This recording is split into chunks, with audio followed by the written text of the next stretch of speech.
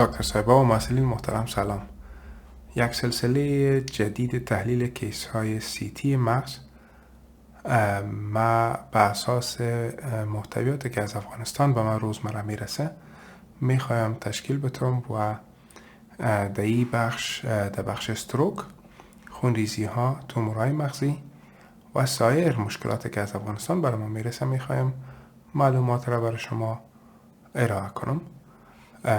البته قرار گفتم بخش استروک شاملی بخش می باشه که اکثرا کیس های زیاده هست که در موردش میتونیم گپ بزنیم.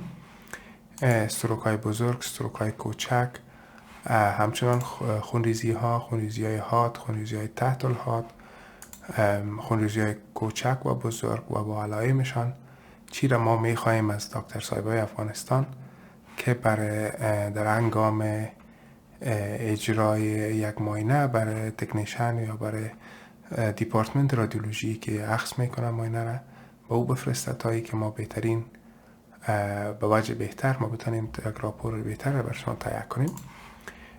البته همچنان شامل بخش تومورها هم است، متاستازها، تومورهای ابتدایی و بعضی حالات هنتانی نیز در اینجا شامل است.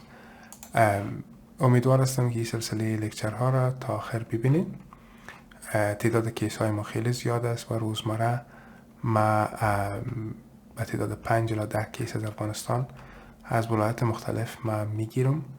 این کیس ها را در موردش جداگانه گپ میزنم و امیدوار هستم تا شما از این چیزی را به اصطلاح به دست بیارین و برای بلند بردن سویه طبی جامعه طبی افغانستان من خدمت را کرده باشم.